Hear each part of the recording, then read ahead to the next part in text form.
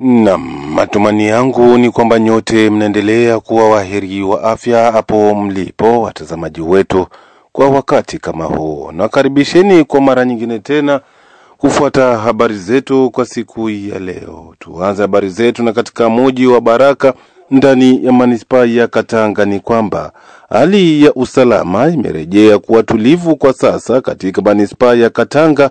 Hivyo ni baada ya kutokuelewana kati ya vikundi viwili vya wazalendo, na hiyo kupelekea kwa kupigwa risasi nyingi zilizozusha wasiwasi mwingi kwa raia siku ya kwanza ya tarehe 13 mwezi Oktoba 2025 kwenye muda wa saa 12 za jioni.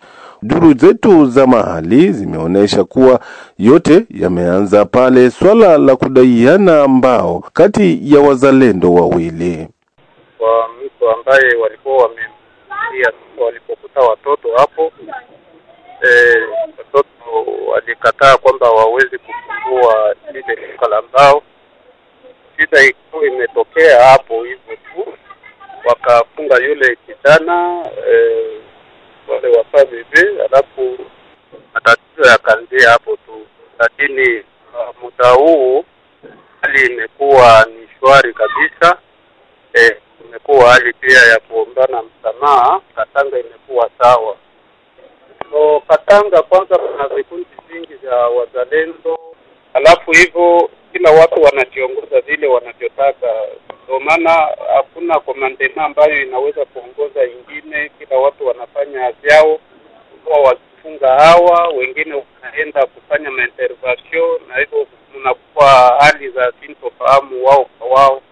Alafu mambo ikaleta taharuki na hali hizo za matatu. So angalia vizuri, Katanga imekuwa ni kijiji ambacho kinapigiwa makasi karibuni kila wakati. Je, hiyo hali haiko na asiri wananchi kiusalama na kuzorotesha shughuli? Inaleta hali mbaya kwa wanakijiji, kwa maana hapo jana tu walipata watu ambao walikuwa wanatengeneza wanaunguza furu hapo, hivyo walifika masasi mengi sana. Sasa kuna mmoja ambaye lakini haikufikia, kwa maana watu wote wameshakuwa wazalendo, na hivyo ilikuwa kama vile menase kwa Basiri ambao hapa Katanga, parokia ya Katanga. Mambo yanakuwa ya sintofahamu kabisa, raia wanakuwa njia panda. Hata hivyo, upande mwingine duru zetu hizo zimeongeza kuwa mchakato wa kupata suluhisho juu ya swala hilo la vurugu ya usalama kila mara katika manispaa ya Katanga mjini Baraka ipo njiani. Hadi bado viongozi wa juu na sisi pamoja nasi na waraia wa Katanga tungali tunatafuta namna gani tuangalie jinsi gani vikundi vyote hivi vinaweza vikawa kwa pamoja na wasikalie katika ndani ya manispaa ya Katanga kabisa. Ni vizuri wajenge makao yao ya Katanga.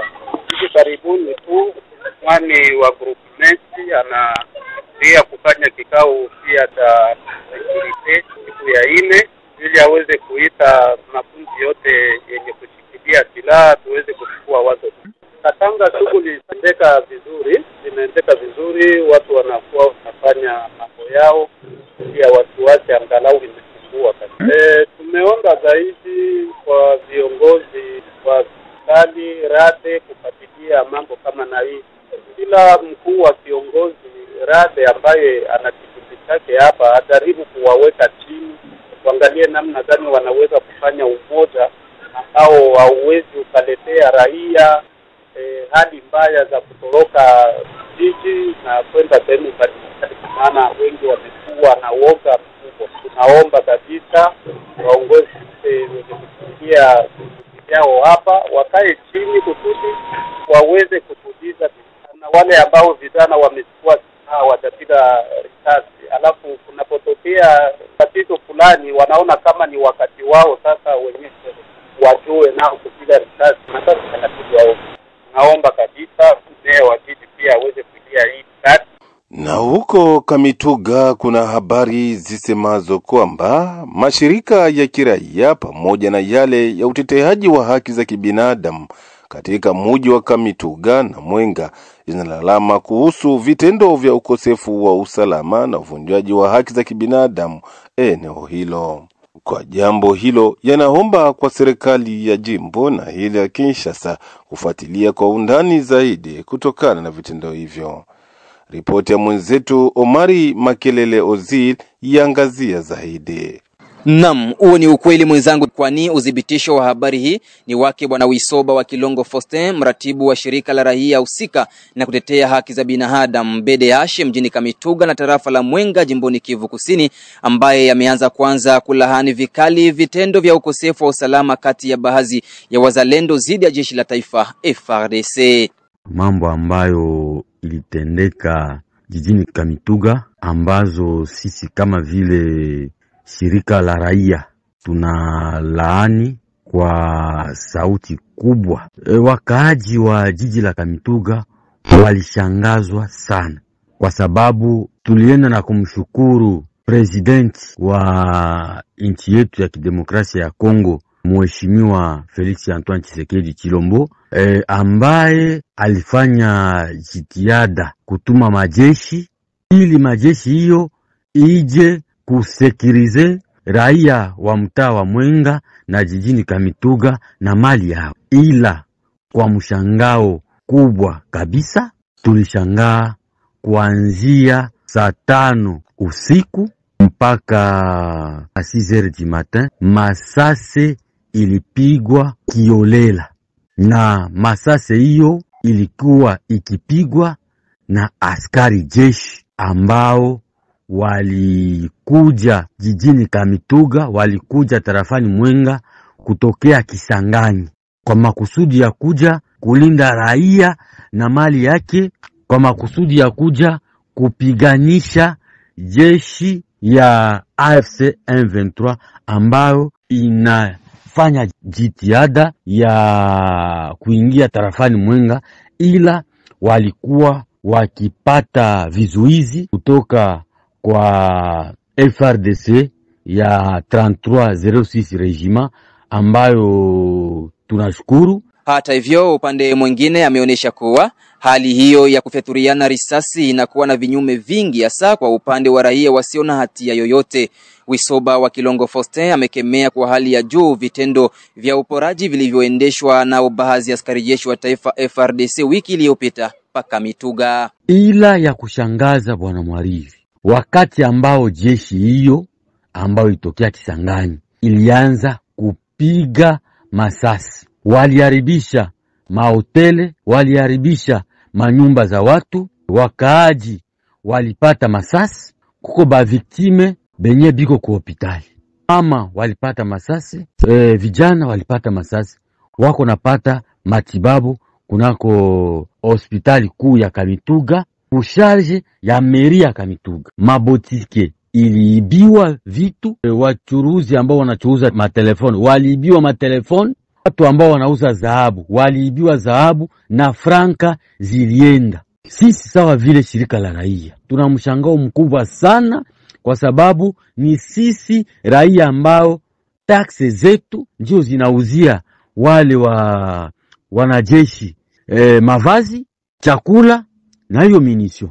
Alors kama wanaweza fanya ile wanaita gaspillage inutile ya munition de guerre na faire partie muma infraction. Mwishowe, mratibu huyo wa shirika la raia husika pia na kutetea haki za binadamu BDH kwa ufupi, anaomba wahalifu wa vitendo hivyo vya ukatili kujibu mbele ya vyombo vya sheria. Wisoba wa Kilongo Faustin mara tena anarejea. Ndio maana bwana Mwariri, sisi sawa vile shirika la raia tunasema kama Kamituga sio shamba mapambano. Shamba mapambano iko kumupaka ya Mwenga na Walungu, na huko ambako wanajeshi wenye alisema wanakuja kutusaidia wanapasa kujielekeza. Na tunaomba bwana Mwariri, hii kitendo ambayo hao wanajeshi wanafanya isipite inapersi. Tunaomba ankete ifanyike, na kisha ile ankete wenye watakutanika kupable wapelekwe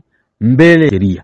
sheria ifate mkondo wake, kwa sababu Kamituga tunaanja ishi na heka. Population haitembee tena mzuri, population inaanja ishi muma inquiétude. Unaweza tembea mchana kati, unakutana na soda wa mugeni au mujue, anakubeba telefoni yako, wakati ambao pale Kansisi wale wa soda walikuwa wanapiga hiyo masasi, bali prononce moya pale mo yenye ilitushangaza. Wanasema hivi mulugha ya Lingala, baebisa kibiso ke baswahili nyonso baza Barwande. Tukitafsiri kwa lugha yetu ya Kiswahili, bali tuambia kama baswahili yote ni Banyarwanda. Eske ni kweli bwana mwariri, sisi waswahili ni Wanyarwanda? Eske ni kweli bwana mwariri, sisi wakaaji wa province ya Sud Kivu ni Wanyarwanda? Eske ni kweli sisi wakaaji wa tarafa ya Mwenga na jijini Kamituga ni Wanyarwanda? Wanatuambia kama wale wa jeshi walitoka kuformasyon.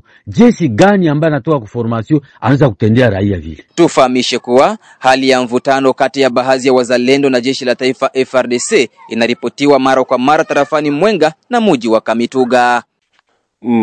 Tuangazie habari zetu hizi na habari zingine kwamba rais mstaafu wa Jamhuri ya Kidemokrasia ya Kongo Joseph Kabila Kabange amekusanya kwa siri baadhi ya wapinzani wa serikali ya Felix Tshisekedi huko Nairobi nchini Kenya.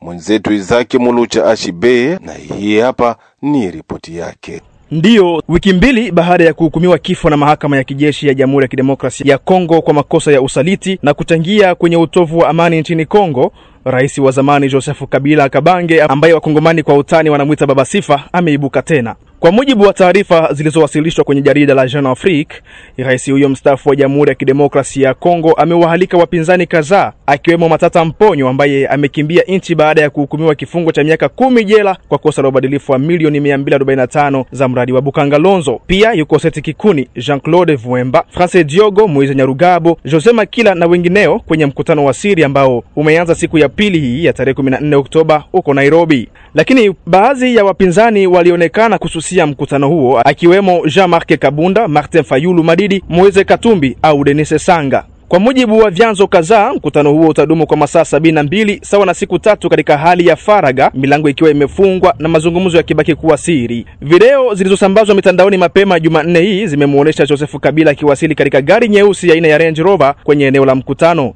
Wakati Kabila akiendelea na mambo yake, rais wa Jamhuri Felix Tshisekedi alionekana mapema Jumanne hii huko Brazzaville, ambako alijumuika kwenye mazishi ya Alain Roger Kumuobambi, mzazi wa karibu wa rais wa Jamhuri ya Kongo Denis Sassou Nguesso. Tutamatishe habari zetu kwa siku ya leo na habari hizi zisemazo kuwa ni takriban watu 39 ndio wameweza kuuawa na waasi wa M23 kwa muda wa wiki moja. Ndivyo imetaja hivyo uongozi wa jeshi la taifa FARDC mjini Kinshasa. Wakati hayo ya kijiri, mazungumzo yanaendelea huko Doha kati ya serikali ya Jamhuri ya Kidemokrasia ya Kongo na waasi wa M23 kwa ajili ya kuweka mikakati sawa ili kuangalia namna gani ya kusitisha mapigano. Mkutano mkubwa umekutanisha serikali ya Jamhuri ya Kidemokrasia ya Kongo na ya waasi wa M23 huko nchini Qatar siku ya Jumanne ya tarehe 14 Oktoba 2025. Kwenye mazungumzo hayo yamekutanisha kati ya wajumbe wa kutoka pande zote mbili, ikiwa serikali ya Jamhuri ya Kidemokrasia ya Kongo na waasi wa M23, pia na nchi zingine tofauti ikiwemo kama vile Qatar, Umarekani, Umoja wa Afrika pamoja na MONUSCO. Mkutano huo umefanyika mara baada ya ule uliofanyika tangu tarehe 19 Julai 2025. Mengi zaidi kutokana na mazungumzo kati ya serikali ya Jamhuri ya Kidemokrasia ya Kongo na ya waasi wa M23, endelea kufuata habari zetu zinazofuata. Mtazamaji na msikilizaji, kupitia hapo ndipo kabisa tumetia nukta kwa habari zetu kwa siku ya leo. Tunakusamini na kukushukuru kwa kutufuata mwanzo hadi tamati. Tunakusi mara tena, kama bado kusubscribe kwenye channel yetu, basi ufanye hivyo bila kuweka kando, kulike, kucomment na kushare kwa wengine. Jina langu mchumbe wa mkulima na Fatuma, tukutanane baadaye kwenye vipindi vingine.